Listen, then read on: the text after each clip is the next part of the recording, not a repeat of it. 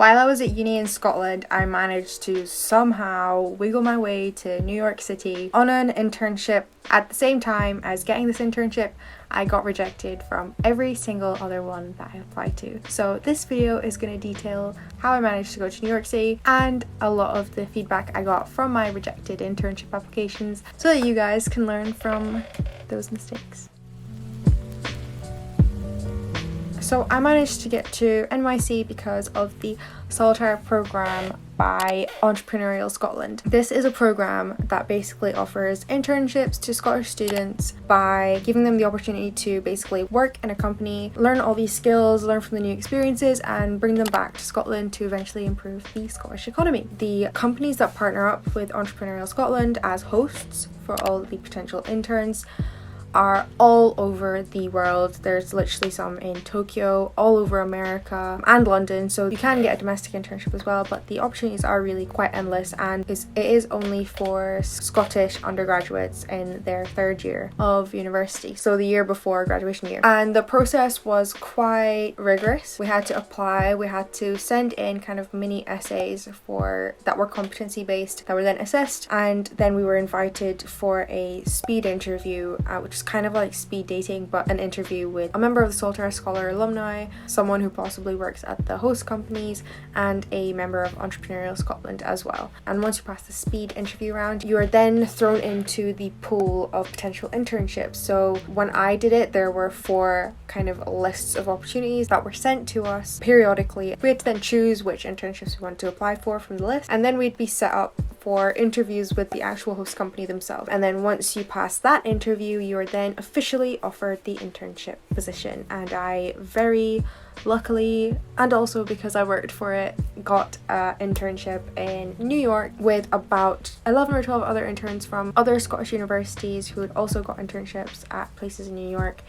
And we all lived together in the same accommodation and had the best summer ever. And that internship, I would like to say, did actually get me my job at the Big Four, because I was able to utilize my experiences and talk about them and basically have something to show for what I was saying in the interview. And this is why I think internships are really important, and they are so hard to get, as I'm about to reveal in the rest of the video. I got a lot of rejections in third year, partly because I wasn't really prepared enough for the internship application process, especially for the Big Four, because it can be so daunting, rigorous, tiring, exhausting. I'm just listing words that are the same, but you kind of get the gist.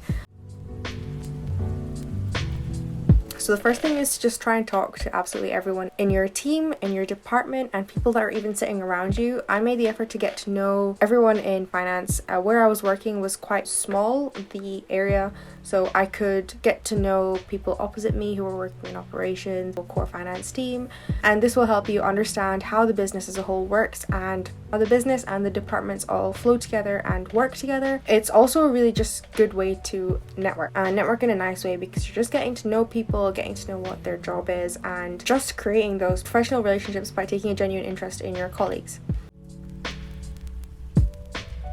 The second thing, and kind of a very obvious thing, is to always make sure you have work. And the reason for this is just to kind of make your internship experience count for as much as you can. You will be utilizing your internship experience in your applications for then getting a job after university or college, and so you want something to show for everything that you want to be able to say about yourself. So don't fall into the trap of just, getting coffee orders and all the other kind of administrative tasks. Try and ask for work. You could maybe even ask to sit in or shadow some work if work isn't available to be given to you, but try and take part in as much of the actual operations of whatever the department that you're working or hope to work in is. I personally wrote a daily journal of everything that happened during the day, mainly kind of work focused and kind of things I did outside of work as well, because I was in New York, so I was literally writing just everything down all the time. But definitely keep a kind of log or daily journal of stuff that you're doing.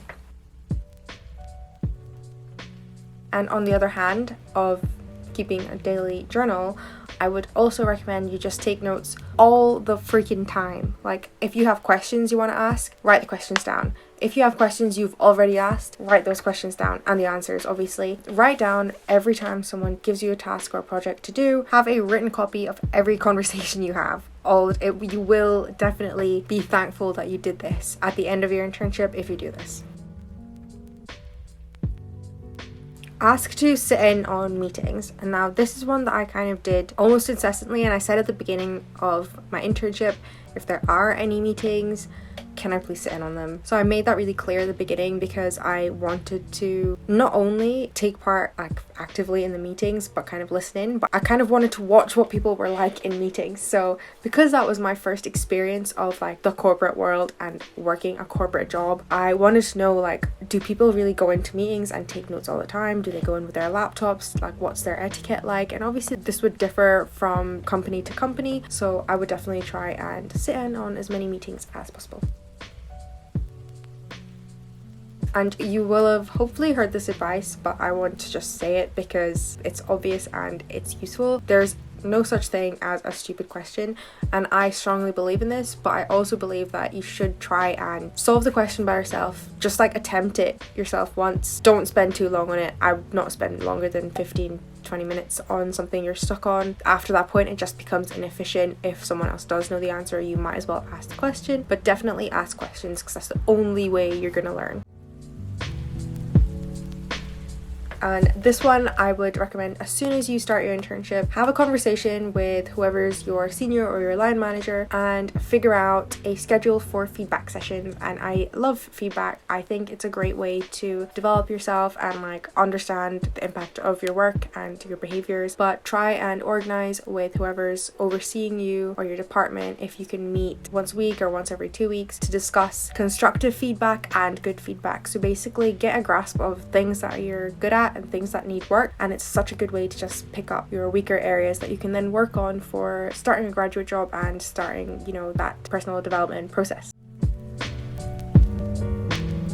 And the last and final tip is to get involved outside of work as much as you can. And this is such a fun way to just be, the fun, goofy intern, and that I was. Because I worked at a kind of spirits and drinks companies, most of the events outside of work were drinking related. It was really fun. Everyone was very laid back and chilled out, and it was just easy to kind of get involved outside of work. And depending on what company you end up working for or what kind of internship you get, you might not get offered the opportunity to get involved. Put that first foot forward and take part in any kind of social activities as well. But one of the mistakes I made was being too specific in what kind of internship I wanted. So I was really specific that I wanted an internship at a company that then offered the graduate program to become a chartered accountant. Most firms, if they have like accountancy graduate programs, they will often involve doing the CA that's like funded by the firm. So I really wanted that, but I got rejected from almost every single internship application, and after I got rejected is when I started applying then to kind of the non-accountancy based graduate program. I could not afford the opportunity to be selective at that stage. It was my first time applying to all these things, and I kind of wasted that not knowing what I'm doing opportunity on all these like applications, which were kind of important at the time. So I kind of wished I just applied everywhere at the beginning and then kind of waste time being really selective and picky. Put all of your eggs in all of the baskets. A lot of my advice is going to be exactly the same as the advice I've given in my Big 4 graduate advice video, so I will link that up at the top. I never know what side, but I will link the video. It's got a lot of really good tips in there because those are the tips that eventually landed me a grad job at the Big 4 after all of this, so I would go ahead and watch that. But one thing I do want to emphasize from that video is knowing your competencies inside and out, because those are really picked apart at internship stage, especially with the amount of phone interviews and assessment centers and the face-to-face interviews. There are just such a wide array of competency-based interview questions that get asked. So I would just make sure you nail as many competencies as possible, know your examples, know how you're going to say them in star format, and have confidence while saying them, and that should help you get quite far in the application process. Now to talk about all of my constructive feedback. So I did get a lot of the same constructive feedback, so this section isn't going to be that long. A lot of my feedback from getting to literally the final hurdle of all these internship application processes was all revolving around me not being engaged or confident enough in an interview and not seeming like I wanted the opportunity that bad. To combat this, while I was applying for grad jobs, I just made sure I was super confident in myself, even if that confidence was fake and being put on just for the day. I just made sure I was like super engaged with whoever I was being interviewed by the team in this like fake assessment center, and also that I knew the company inside out and I could relate my intentions to get an internship or a grad job with their values. So making sure that you know why you want that job, where you see yourself in the future if you do get that job, kind of like being intentional with everything you're saying and doing throughout the application process. I hope this video helped, and if you are in Scotland and you're at university right now, drop me a comment and I can give you more information about the Solitaire Scholarship Program. I will link their website in the description box below as well. They're still running it. They've actually got extra opportunities now. They've got virtual internships and part-time project internships, so it has evolved a lot since I was an intern with them as well. But I would highly recommend the program. They're a really friendly bunch of people. They're really supportive of you in your career, so I would definitely try and get involved if you are a Scottish undergraduate. So yeah, I hope you enjoyed this video, guys, and I will see you next week.